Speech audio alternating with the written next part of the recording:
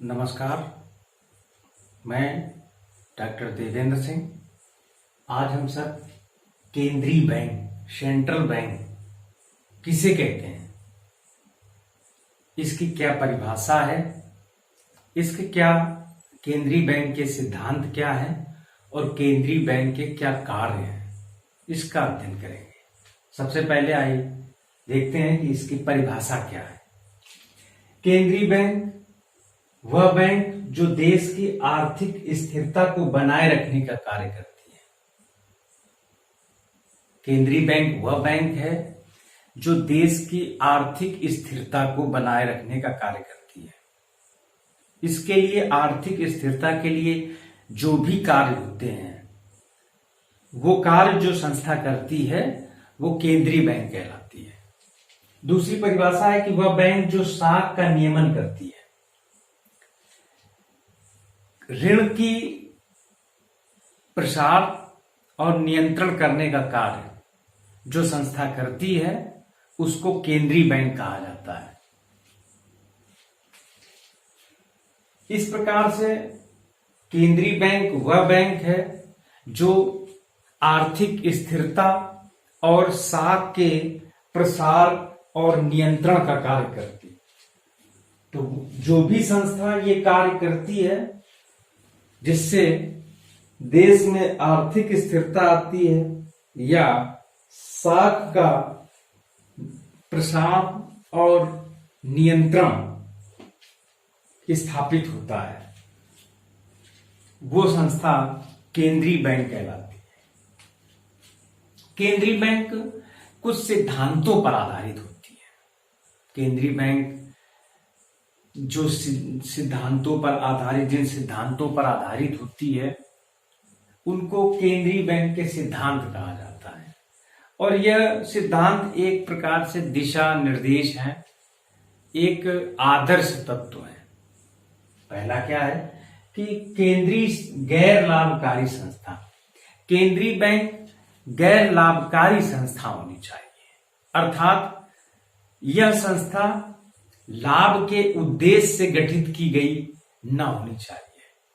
अर्थात जो भी संस्था लाभ के उद्देश्य से यदि गठित नहीं की गई है तो वह समाज के या राज्य के कल्याण के लिए कार्य करती है। तो केंद्रीय बैंक चूंकि इतना महत्वपूर्ण संस्था है, इस कारण से यह गैर लाभकारी संस्था होना ही चाहिए।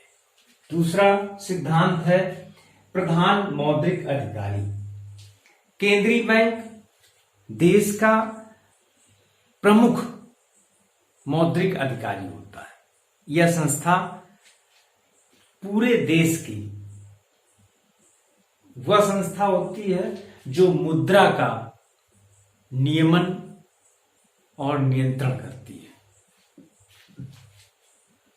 तीसरा कि सबसे बड़ा ऋणदाता।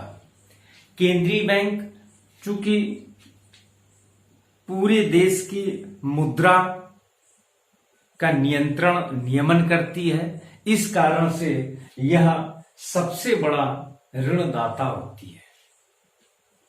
सजगता व सक्रिय। केंद्रीय बैंक सदैव सक्रिय रहना चाहिए। केंद्रीय बैंक सदैव सजग रहना चाहिए। क्यों? क्योंकि आर्थिक विकास के लिए केंद्रीय बैंक का सजग और सक्रिय होना अति आवश्यक है। विशेषाधिकार।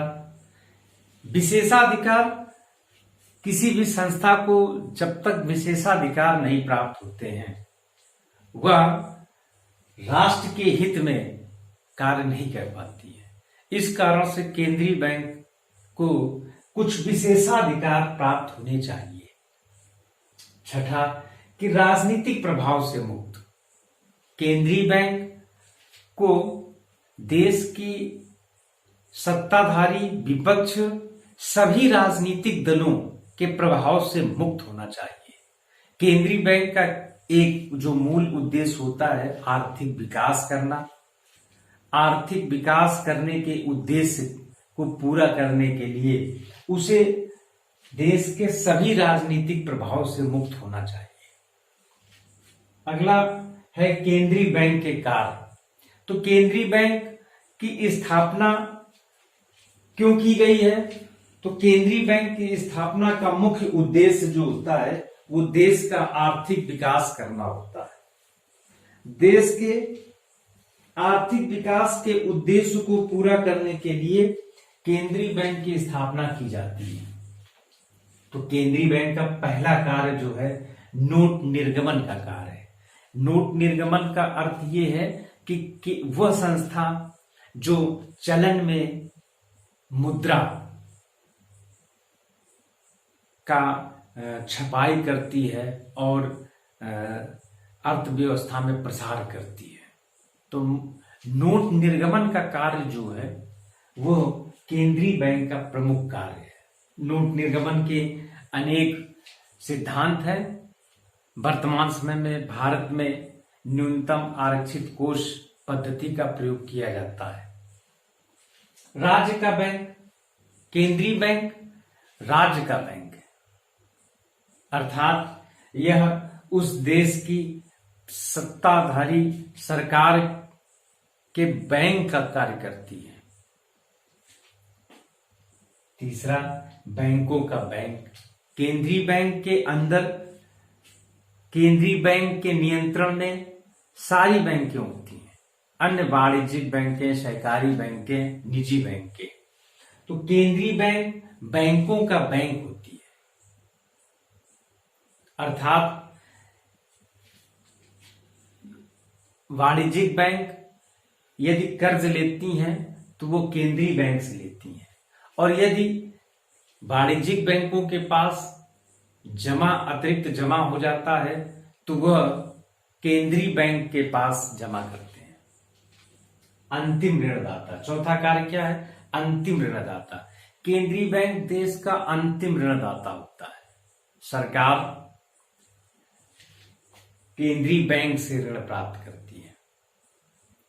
वाणिज्यिक बैंक, सहकारी बैंक, निजी बैंक भी केंद्रीय बैंक से ही ऋण प्राप्त करती हैं। इसलिए केंद्रीय बैंक को अंतिम ऋणदाता कहा गया है।